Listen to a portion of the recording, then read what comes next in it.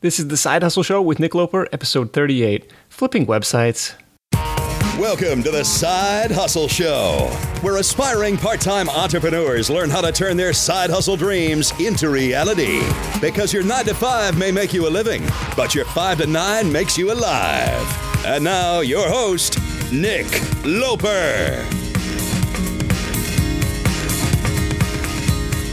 Hey everybody, Nick here from SideHustleNation.com. This is the Side Hustle Show number 38, Flipping Websites for Fun and Profit. I'm talking digital real estate today with Freddie from ProjectPassive.com. Now, this conversation is all over the map. It's more of a fireside chat than your typical Side Hustle Nation interview, but if you give us the time, you're going to learn how to get niche website ideas, why building profitable sites and selling them can accelerate your side hustle income, and several valuable resources for research, due diligence, and more information. So I'm loving the steady stream of iTunes reviews coming in for the show. That definitely helps keep the motivation up to keep going, put out this content on a weekly basis, and it helps get it in front of more and more people. So this week, 2 new 5-star reviews. Angie7373 says, very informative podcast, and Eyes Opened Civilian says, aspiring entrepreneur getting great direction from the show. Amazing content. So thank you guys so much for sharing those. And actually, if anyone listening to the show has a story where they took action based on some information from this podcast, please send me a note. It's easy. It's nick@sidehustlenation.com. I'd love to compile some of those stories for either a future episode or for the blog or just because it would be awesome to hear. Again, so if you have a side hustle story that was influenced by this show, send me an email and let me know about it, nick@sidehustlenation.com. And with that, let's get Freddie on the line. Hey, Freddie, welcome to the Side Hustle Show. Hey, thanks for having me, Nick. Now, Freddie's a fellow side hustler and podcast host. You can follow along with his part-time entrepreneurial pursuits over at ProjectPassive.com. Now, by day, he's slinging pizzas, but by night, he's working on the biz and has found some success in flipping websites, and that's the topic for today's conversation. So, Freddie, take me kind of back in time. We're talking about flipping digital real estate. So, what are the ground rules to somebody to get started in this? Okay, so, I mean, basically, when I got started back when Flippa was still the Digital Point forum, if you're familiar with Digital Point. And I really had no clue what I was doing, and the rules were a lot different then than they are now. So back whenever I first got started, you could just put up a website. It was just screenshot. This is a screenshot of my financials. You weren't really sure if what these people were saying were real. So super sketch. Yeah, exactly. And because I mean, it was a new thing. Digital real estate was a brand new thing. Nobody really knew. There was no checks and balances in place at that point. And back then I sold my first website for $1,000 on Flippa right when it first opened up. I was one of the first people to use Flippa. Okay, so Flippa, for people who are not familiar, it's FLIPPA. We'll link to it in the show notes. It's the largest marketplace for buying and selling websites. Yeah, and I actually have a couple points I want to bring up later about Flippa, some recent changes that have people up in arms. Okay. That I actually just found out about today. And it kind of makes me mad because I have a pretty expensive website on Flippa right now, and I just realized I'm going to have to pay a lot more for it. Yeah, they upped their cut, right? They upped their commission. Yeah, they sent a message to us that said, hey, we're lowering our listing fee to $19, which is a $10 drop. So I was like, oh, cool, that's really awesome. But at the same time, it kind of makes me think, like, all right, well, now there's going to be a bunch of other, like, sketchy people that, like, that's going to $10 less just means sketchier people are going to be selling websites, and I don't know. I don't think it was a very good move for Flippa. Yeah, but lower that barrier to entry into the marketplace, and you bring in more crap. Mm-hmm.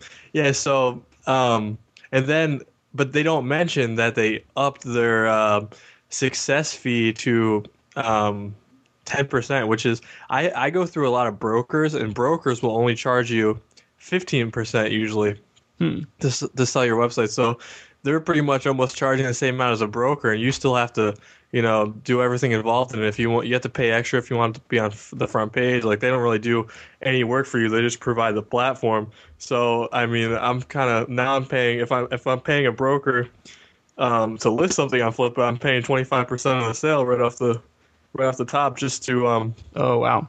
and fees. Okay. So it costs $19 to put on the website, and then another 10% if it actually sells.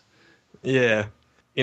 I mean, it's just What like was it before? And there was no cap. Before it was only 5%. Oh, okay. So which they is doubled not bad it. at all. Yeah, they doubled it. And before there was a cap too. I think it capped at like $5,000 or $3,000, something like that. So if you're selling sites that are in the $100,000 range, they're just hammering you for fees. Like, they're taking thousands of dollars off you. Man. So I mean, it opens up. I think it's going to open up the marketplace for other people to come in there and other brokers to start, curating websites for sale. I know the guys at Empire Flipper Podcast, they were talking about that, and they want to start, doing just that, curating websites that are for sale. So I know it's probably going to change the landscape of digital real estate, but I mean, yeah, what's the famous, Jeff Bezos quote? He says, your margin is my opportunity. So, they're opening the gates up for some other competitors to come into the field, but that's okay. So how long have you been doing this? I started in 2008 with I had a site that it sold Amazon Kindles. Right when the Amazon Kindles were about to come out, I said, okay, I'm gonna make a website with information about the Amazon Kindle, and then I joined the Amazon affiliate program and sold it. Made about $300 a month because I just got lucky and got an exact match domain. Didn't even really try to, Okay. And it was kind of honestly, it was kind of a fluke that I started making money online, and then I ended up selling that website for $1,000, which I could have got a lot more for, but I wasn't really sure. Yeah, if it was making $300 a month, you think it would be worth a little bit more. Yeah, so was there some risk, like in a trademark domain? Yeah, that was the thing. It was like an exact match Amazon Kindle domain, so I just wanted to get rid of it after I found out that, and some guy bought it off me.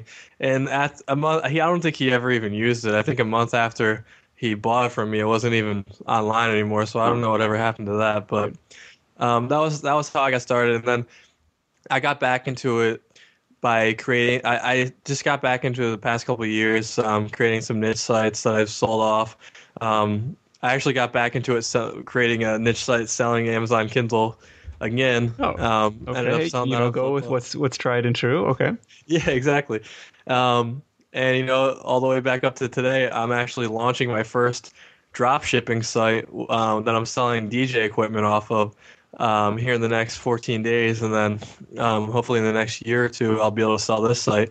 So now I'm starting to build up into bigger websites, like more complex websites.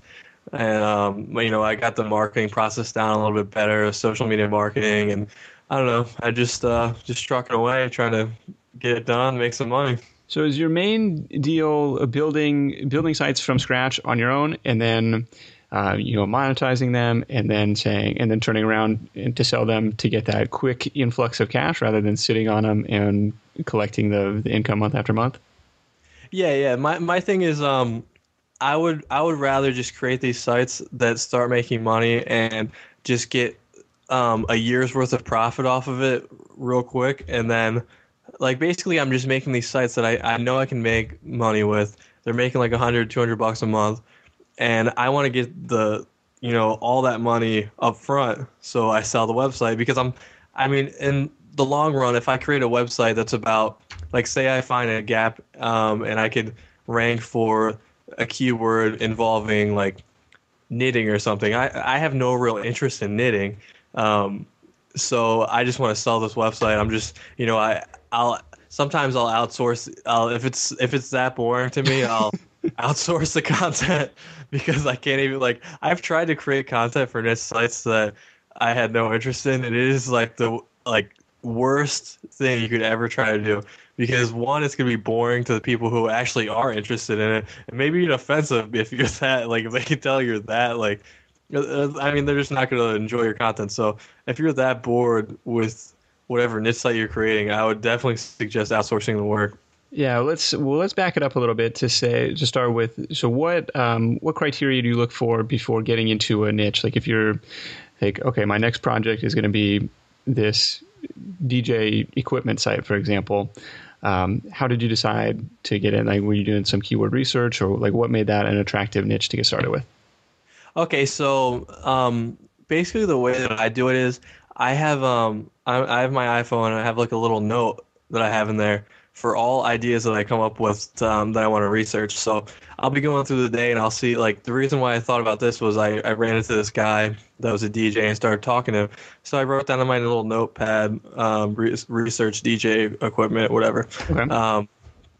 And, you know, I go throughout my day, like if somebody says something that catches my attention, like that might be a possible niche that I can make money in, or even if I don't even think I'm going to make money in, I'll still write it down, just because you never know, like, how big, like how much money people are spending in an industry before you research it.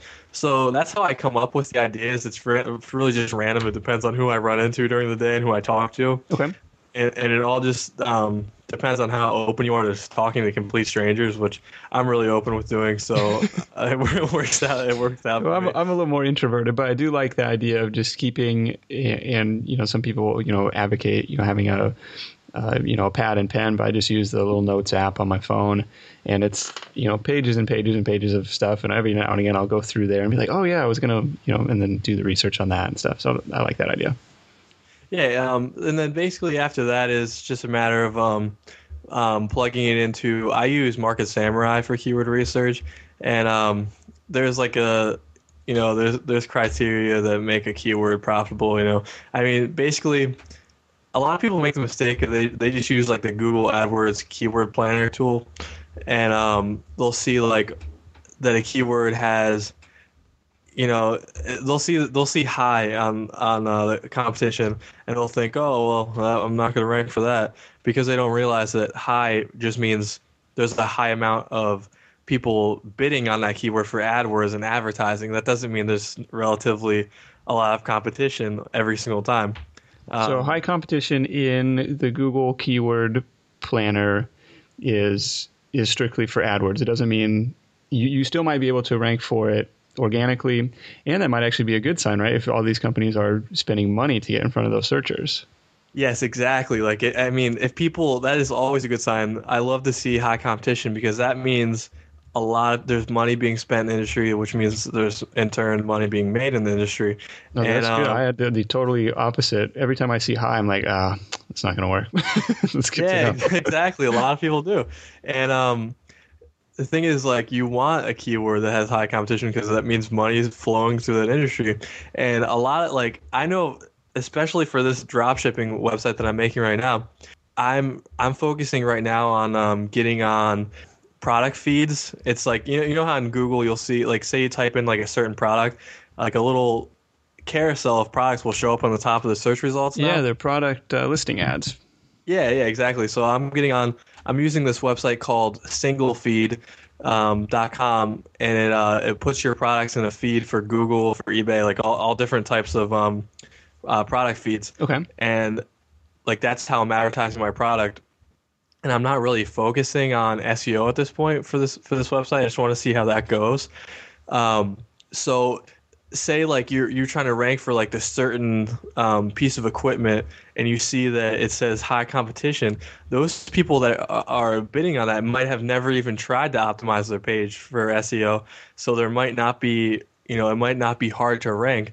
So what you really need to look at is what's the page rank of the top 10. Is the title optimized? Is the page optimized? Look at the meta tags.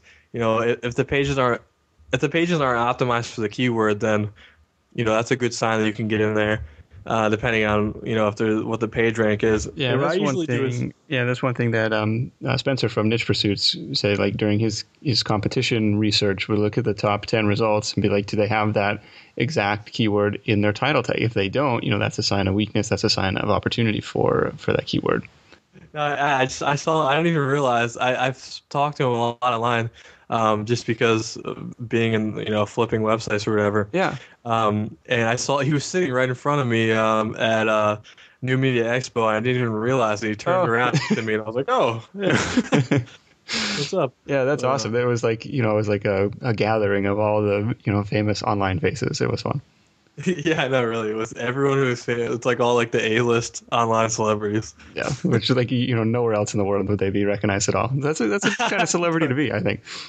I know, it really is. So what we got to circle back in 6 months and figure out.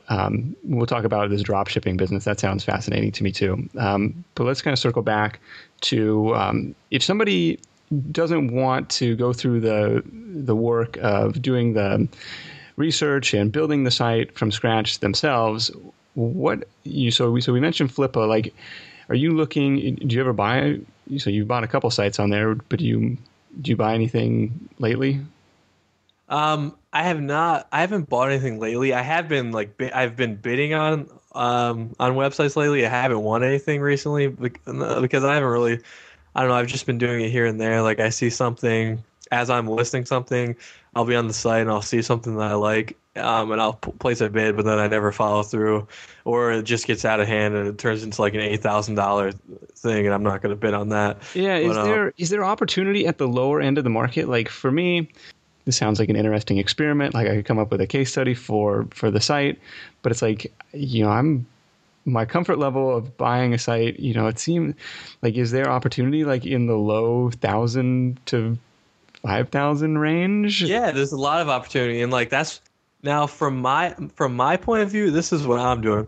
I'm looking for websites that I'm usually just looking for domains that have high page rank, and you always have to double check the page rank, because sometimes people will put fake page rank on there. I don't even know how they do it, but people have fake page rank.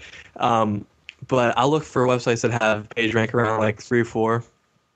And that are selling for really low, and I'll try to buy them for a couple $100, because then you can add, like, say you have a website that you're trying to rank, you could add similar content to that domain, and it's already page rank 4, and then link back to your site, and it gives you a lot of link juice. So I try to go on there and find cheap, high PR domains and you have to.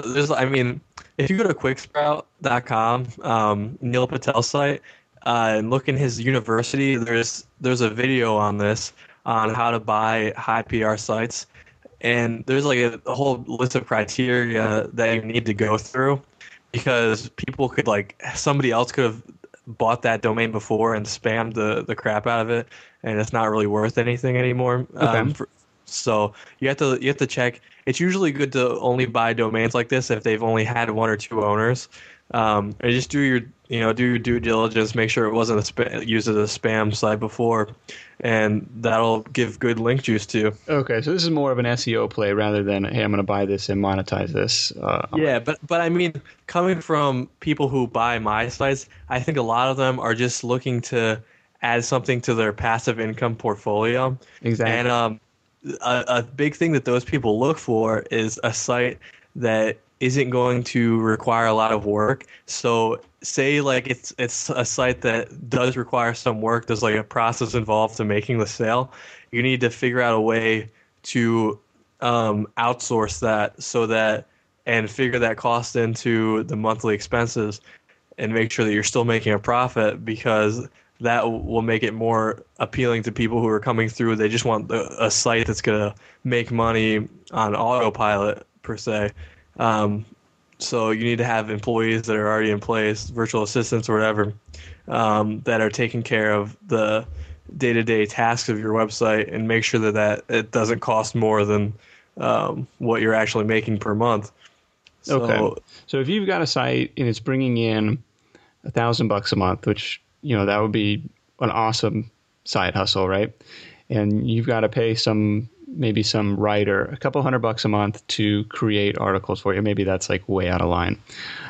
and so your net would be $800 a month. Like, how much would a site like that sell for? Like, how much could you get for that on the open market? If you had that already set up, you had a website that's making about $1,000 a month, and you're spending $200 on, say, content creation and like some kind of link building or something, you spend a total of $200 on that a month. I think that site would be worth more in the eyes of buyers than a site that's making like $1,200 a month, but you actually have to do something. Like I think your site would sell more, even though technically you're not making as much per month, just because there's not as much work involved. Taking the work out of the process for the buyer really can help your price go up a lot. So you find that most buyers are really looking for a passive income, kind of a cash flow vehicle to diversify their portfolio. Yeah, I would say probably 9 out of 10 people are looking for something that's not going to require much work whatsoever. So, really get down a process that you can show them, a documented process that you can show them how you do it, how it's done, make it really simple for them. Right. And be like, hey, this is going to cost you 1 hour a week and you're going to earn that $800. That's awesome. Yeah. Yeah. That's another thing too. Writing down the time, like things that the buyers look for, the process that it takes to run the site, like how does the sale happen? Who's running, like who's creating the content or whatever. So who your employees are, how much time it takes to run the site, and then just a breakdown of your expenses and versus profit. And that'll be like a lot. Most people don't even write that down. So buyers are just confused, thinking like, okay, how many different softwares is he using that we don't know about? It's going to cost us $20 here, $20 there. So really, make sure you have your expenses written down and how much time your time expense too. So that'll help out with your sale. Do you have any resources you like to use for outsourcing, writers or other tasks? Well, most of the outsourcing that I do now, I wouldn't recommend writing with this, but most of the for logos and stuff like that, any design work, I go with Fiverr. Okay. Because it's just cheap. And you can find some, like I found some decent people on Fiverr that I've been using for a while, and they do quality work for $5, so why not? Definitely.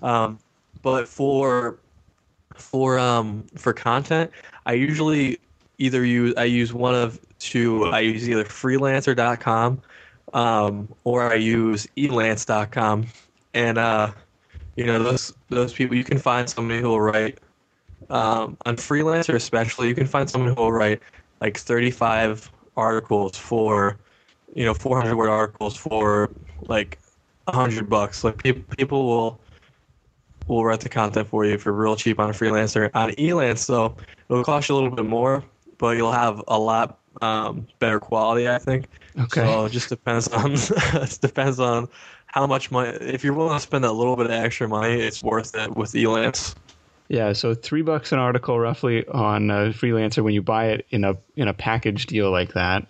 I imagine the quality is not amazing. Yeah, exactly. And Google really likes to see articles that are over like 1,000 words, is what I'm told. 400, like a 400-word article, I don't know. Mm-hmm. I don't know if that's what you want to go with.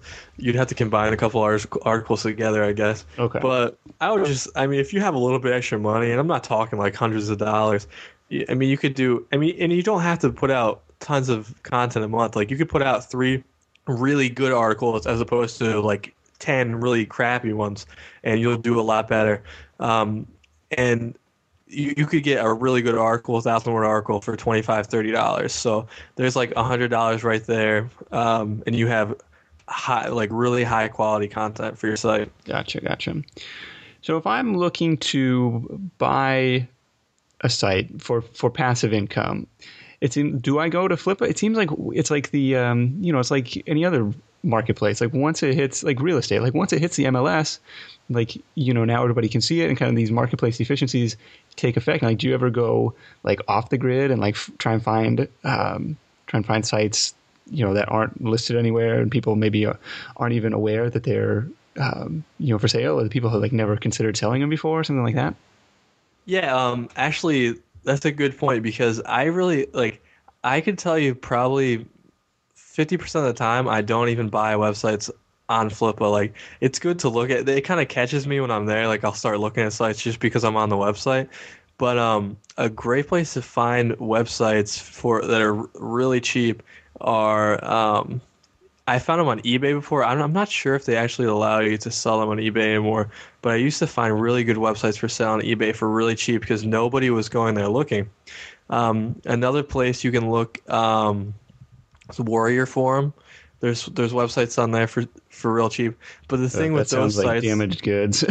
yeah, exactly. Like the thing with those sites are you really need to like buy a due diligence report, or you just really have to do your homework on them because those people are like people who are on Warrior Forum. Like I hate to say it, 90% of those people are just there to make money. They could care less if they're actually selling you something that's worth your time or worth your money. Yeah, exactly. So yeah, I mean it's safer. The thing with Flippa is it created like a safe marketplace for people. But if you really, I mean, I wouldn't suggest when you're starting out to look on other sites besides Flippa, just because you have to, there's certain things that'll be warning signs for you that you'll notice.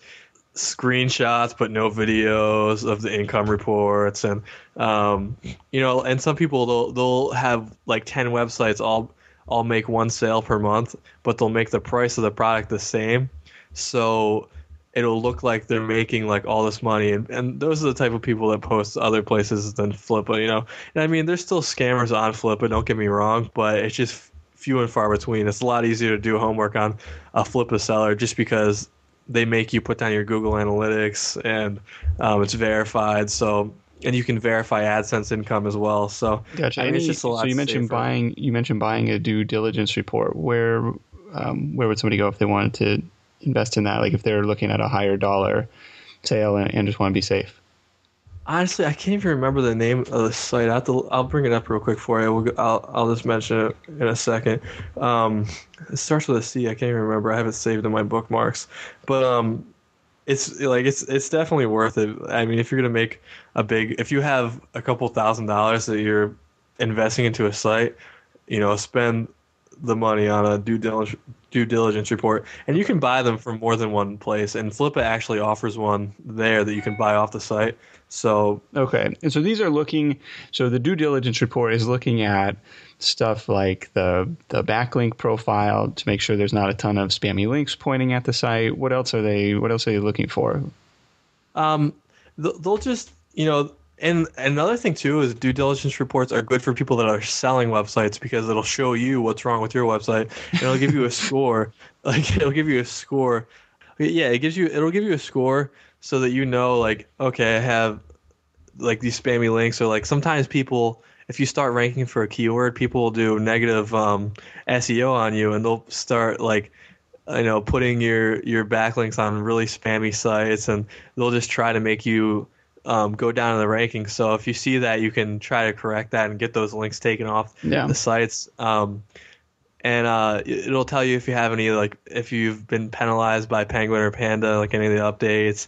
And it shows you your link profile and how you, like where you are, like when you registered, like it gives you like exact dates when the domain was registered, and it's just a bunch of stats that are not all of them are really that important. It just gives you everything possible. Yeah, that's my take on it. It's like, if something is bringing in $1,000 a month, why do I want to sell that? Like I want to, I want to milk that cash flow for as long as I can. But other people are more interested in getting that quick exit and maybe investing those earnings in another project or something.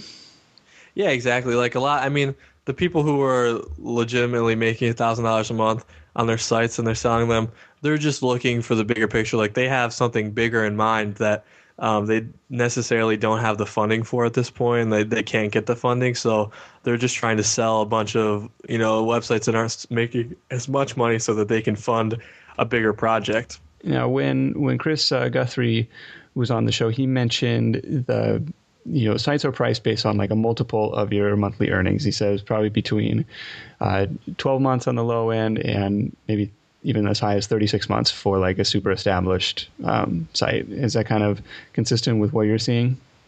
Yeah, yeah, exactly. I mean, some people they'll try to sell their site after it's making money for 3 months, and those people aren't going to get 12 months. Usually, those people will get like 3 or 4 months of what they're making because I mean, you can never like a lot of people who sell after 3 months. It might be a scam. Yeah, it's So people aren't. higher risk because they don't have that Yeah, history. exactly. So, I mean, if you've had the website for a year, then you're looking and you've been making consistent money over the year, and the profits are going up, the traffic's going up. Then you're starting to look at the 12 to 24 month profit range. I mean, I think after a year of solid profits, you would most likely get at least a year's worth of profits back from selling the website. Okay. Maybe it just depends on the industry and who's really bidding that day. If somebody's out there that has the money and wants the site. Now, have you ever bought or sold anything from Empire Flippers? No, I haven't actually. I was actually thinking about using them for my new dropshipping site when I sell it. Okay. But I haven't currently done any business with them. Yeah, I'm tempted to pull the trigger on one of these, but they're asking for 20 months earnings as like fixed price, like no bidding required, which is kind of nice. But they don't tell you the domain. You can't do any research. They say like, hey, we vetted these for you, and so there's a lot of trust involved, and you're paying a little bit of a premium because. And you don't really know, and you have to pay a deposit, like non-refundable deposit, just to like get more information. Yeah, and I know I saw that, but I mean, I think those guys they just have the steez, like they can do that just because of who they are, and like people know and trust them. People have gone through them, right. And I'm not saying I distrust them because they're good guys. But yeah, it just makes me a little bit nervous to plunk down that kind of cash for. Just a couple of numbers on the page, and you'll see like, oh, this site was only registered 6 months ago. So they don't have that big of a track record of earnings history.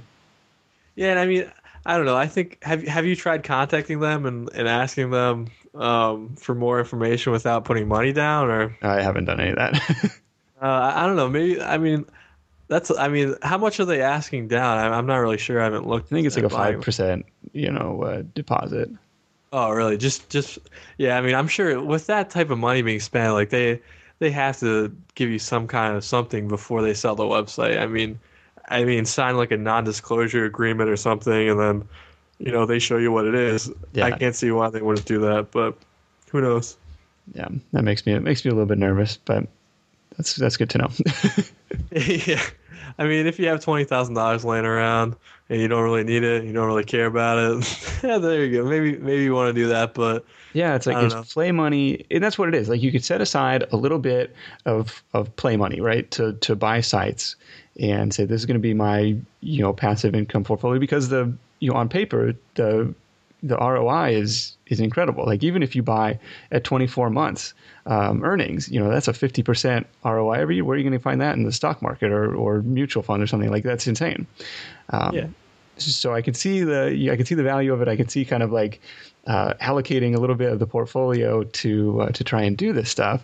But just like, yeah, I'm nervous about getting burned or buying some crappy site that is going to get penalized in the next Google update, and then it's all wasted. So I guess it's high risk, high reward. Yeah, exactly. That's just what it boils down to right now. I mean, Flippa's tried to, make it as safe as possible with the checks that they have on their site. But I mean, there's still ways for people to get around it. So I mean, it's just really about doing homework beyond what Flippa's offering, or even any broker or whatever. It's just really about doing homework beyond what they're offering, checking to make sure there's no penalties on the site, or checking to make sure the site's not going to be penalized, like they don't have any sketchy link profile. I mean, you really just have to do your homework if you're going to invest that type of money into something. Yeah. So for you, do you have any income targets of like what you like to get out of a site before you turn around and sell it, or kind of how does that work? Yeah, I try to get the sites up to the $800 to $1,000 range right now. I mean, before I was selling them when they were at $200 to $300 range, and I was making not that much money. And I found that it was a lot better to sell them at that point because, for one, you're making $1,000 per month. It might not all be profit, but I mean, you have money coming in every month. So It's primarily nice. AdSense or affiliate earnings? Actually, I don't use AdSense at all just because I didn't even sign up because there's so many people who have had bad experiences with AdSense that I will never sign up for AdSense because it's just not worth it. Your site, like one day your site's making money and then the next day it's not, and that's just really stressful. So I try to make a lot of my sites sell their own products so that like digital information products or physical products or like affiliate products. Okay. I don't really like to do advertising per se because I think that is kind of dying out for niche sites. Like Google's trying to stray away from allowing people to use AdSense on niche sites because it's just like that's why there's so many spam sites around because of AdSense. People being able to make money off the traffic going to the site, you know. Yeah, they created this entire ecosystem, and now they're trying to clean it up, and it's just a constant dance, right? Yeah, exactly. So I don't even want to get involved with AdSense and their nonsense. So I steer clear of those websites altogether. Okay, that makes sense. Yeah, so it sounds like we're aiming for a little bit of a higher value site. I think the days of the 5-page niche site are probably numbered. So it sounds like you're building a little bit more of some authoritative, what is, I guess people call them authority sites, instead of versus niche sites, but like something that is actually going to provide some real value and not just drive people to, click on some AdSense link. Yeah, exactly. And I mean, that's just where the world's coming. That's what the online world is coming to. Nobody wants people are becoming smarter now that they know what a spammy site looks like. And you're just not going to make money off that anymore as much as you could have when the internet first, was new and people had no clue what they're clicking on. Yeah. So, I mean, right now you just want to create value and you want to, social is playing a big role in SEO. So you want to make sure you have social accounts for all your websites. Make sure you have a presence online because that's another thing sellers look at too. Like if you're not if they can't find anything about your website on social media, they're going to think like, all right, well, is this guy even real? Like, is this a real website? Like if you're having conversations and real interactions with your customers or like your readers or whatever, it's just one more thing to help you look more legit. And it's also a good signal for Google that you're an authority on the topic. Do you build under your name or do you use a pen name? I'll create a pen name for every website that I create. Okay. So because I have Project Passive, which I use under my real name. So I didn't want, all these other sites pointing back to my regular profiles. It would just get confusing. So yeah. I try to keep it all organized with different pen names. That makes sense because you're right. You want to get that. If Google Plus thinks you're an expert, right, on niche sites and Project Passive and stuff, it wouldn't make sense to confuse them and say, "Oh, I'm also now an expert on DJ equipment or knitting or something like that." So I think you gotta make it fit the site for sure. Yeah, exactly, and that's exactly the reason why I do separate profiles for everything. So $1,000 a month. So this is going to sell for if you've got solid earnings history, this is going to sell between 12 and 24,000. Yeah, exactly. But I mean, you really have. I mean, you have to have solid income proof. And I mean, making a site earn $1,000 a month is a lot harder than it looks. It's not either. I mean, we're just throwing it around like, oh yeah, a couple months later, all right, we're good. Yeah, boom, $1,000. But no, you really have to I would start out just like I did, trying to get a site to $200 and then flipping your first site just to get just to get a feel for it. You'll get a lot better understanding from actually doing it than from listening to me talk about it on a podcast. Yeah. So, I mean, that's the best advice I can give you. Just try to get a site to earn $200 a month. Just use something simple like Amazon affiliate program to get started out, and then learn from there, make mistakes, and figure out what works and what doesn't.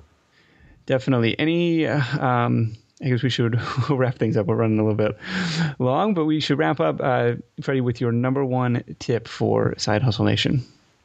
Okay, so my number one tip for Side Hustle Nation, on flipping niche sites is, I'm kind of on the spot right now. It doesn't have to be about flipping sites. It could be about anything entrepreneurial related. This was my number one tip right here, is to build a list. No matter what business that you are doing, no matter if it's DJ equipment or you're selling a knitting product, build an email list. Very good. I love it. And that's something I started a little bit late in the game with, but I'm happy that a year from now, you'll be wishing you started today, so definitely do that if you're not already. Well, Freddie, thanks so much for coming on the show. And like I said, we'll have to have you back in a few months and see how this drop shipping thing is going. And that's something that would be good to learn about too. Yeah, no problem. Thanks for having me. If anybody wants to find me, just hit me up on Twitter. That's where I usually hang out, at Freddie Mixel. Perfect. And projectpassive.com. I like it. All right. Thanks. All right. See you soon. Yeah, buddy, build up those sites, turn them over. Nice little side hustle he's got going on there. Check out sidehustlenation.com/episode 38 for all the show notes. Lots of links over there. And hey, Freddie mentioned his number one tip was to build a list. So speaking of that, if you're not already on the Side Hustle Nation email list, what are you waiting for? I'll send you my Cliff Notes style guide to the world's best business books as a subscribe bribe, and keep you up to date on all the side hustle experiments and happenings on the site. Your direct link is sidehustlenation.com/join, sidehustlenation.com/join. You'll hear from me usually once a week on Thursdays. Nothing too crazy. And that's it for the show. Until next time, go out there and make something happen. And I'll see you next week in episode 39. Thanks for listening to The Side Hustle Show at www.sidehustlenation.com.